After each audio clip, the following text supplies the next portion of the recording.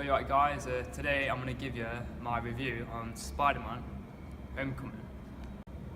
Well, my verdict on Spider-Man Homecoming, like where do I start? Like, bits of it are the same, so much of it changed, like, a lot of the characters, you know, like their ethnic backgrounds, like they've changed them around. Like, some of the cast I like as well. Like, some of the characters that are normally a lot older, in this are a lot younger. Like, I like how they've gone with like a younger cast, so it makes it more realistic, like a more realistic portrayal of like high school kids. I quit that. Yeah, basically, yeah, I love the cast in it. Like Tom Holland, I was reading about how he had to do like a backflip to get the part. I see why. He did a lot of physical action sequences. Like he weren't just CGI. Like he did a lot of action in it. Childish Gambino, wow. Donny Glover, like he's a really sick actor. I like what he did, his character. He was rumoured to be playing a guy called Miles Morales. If he still is, because basically in the comics there's a Black Spider-Man. I really hope that they actually go that direction. They may still, but in this film he doesn't play that character. He plays another guy. Cool. Yeah, I love the soundtrack. Like they've got a lot of like older songs and they've got a lot of fresh songs.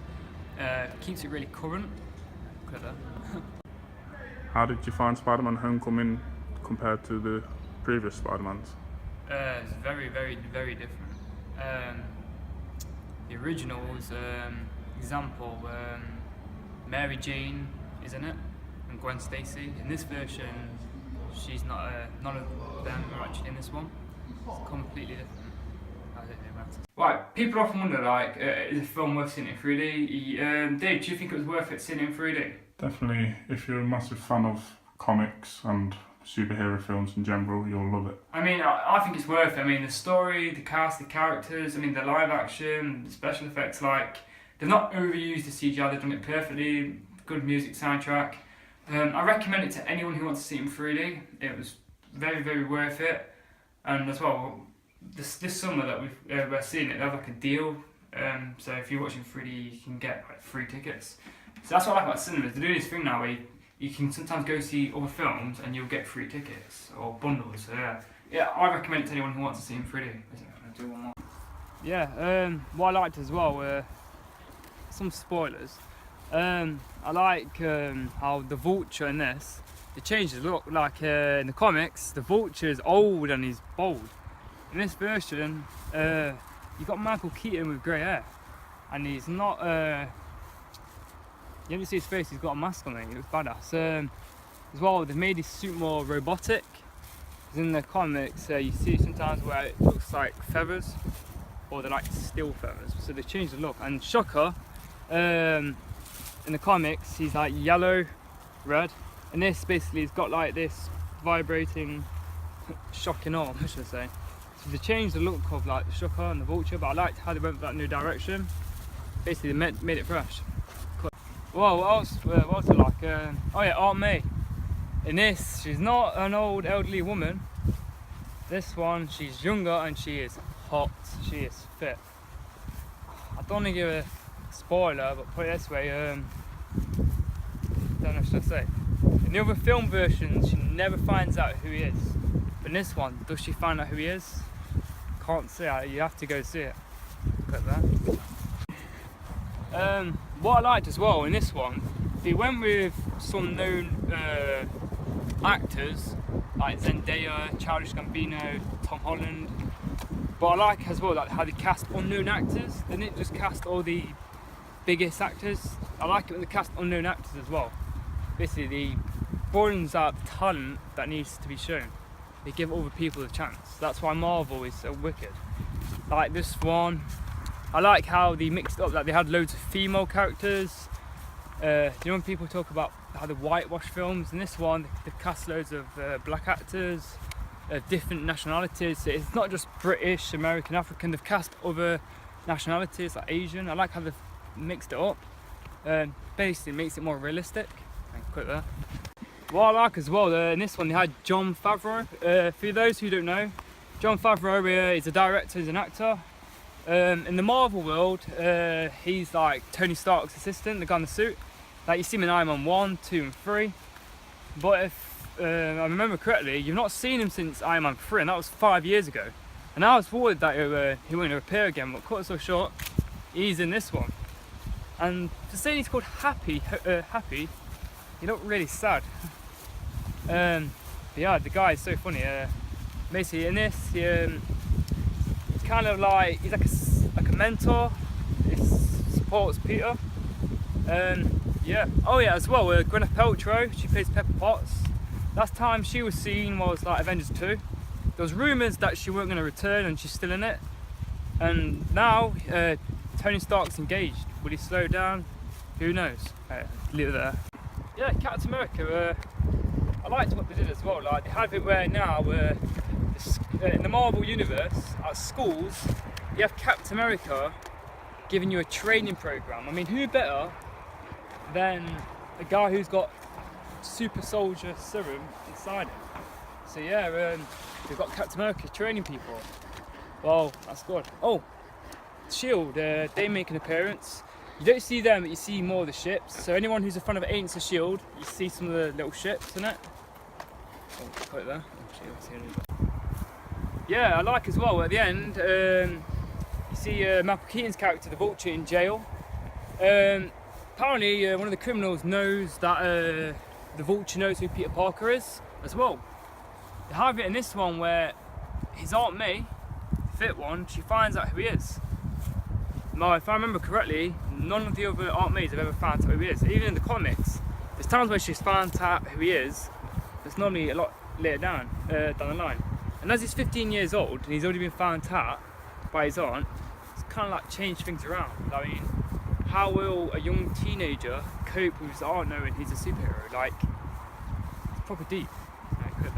Yeah, and basically in the jail as well, the guy basically says about how he has people who can deal with Spider-Man. Now, I don't want to jump the gun. Could that possibly be a teaser for the Sinister Six? As people know, the Sinister Six have been rumoured for years, since Amazing Spider-Man 2. So basically, could this guy have connections with the Sinister Six? Who knows? As well, another question people are wondering, will Venom ever appear in these Spider-Man movies? There weren't really any hint of Venom appearing, but maybe he might do. Yeah, I've got to say, yeah, I've been a super mad Spider-Man fan for years. So getting to see the movie today means everything to me. But my memory is right. When the first one came out, I was living in Mansfield, 2002. A lot of people didn't know that I used to live in Mansfield for a few months. Around that period, I remember a guy basically gave me a book about the making of the first Spider-Man movie from 2002. Basically, I was hooked straight away, and basically I was addicted to Marvel. I mean, from then I started reading the comics, the magazines, I'd play the games, I'd watch the shows. Basically, anything Marvel. And basically, Spider-Man was the character that started it. Unfortunately, I never saw Spider-Man 1 or 2 at cinema, but Spider-Man 3, the most hated one, no comment. I do like that one, I love it, it's my favourite one. I shouldn't say that, I'll probably get a lot of criticism, but yeah, it's my favourite one. Basically, that was the first Marvel movie that I actually ever saw. As well, that was the second movie I ever saw at cinema. The first being Mr. Bean's Holiday. And basically, after that it stopped, and basically 2009 was rumoured to be Spider-Man 4, but that got cancelled. And then we got like 2012, we got the Mark Webb version of Spider-Man. They went for a new thing. I mean, you had Amazing Spider-Man 1, Amazing Spider-Man 2, I mean that one was hated, I love that one. But basically, and then after that, you was meant to have a Sinister Six movie, and then you was meant to have the Amazing Spider-Man 3, but then it got cancelled again.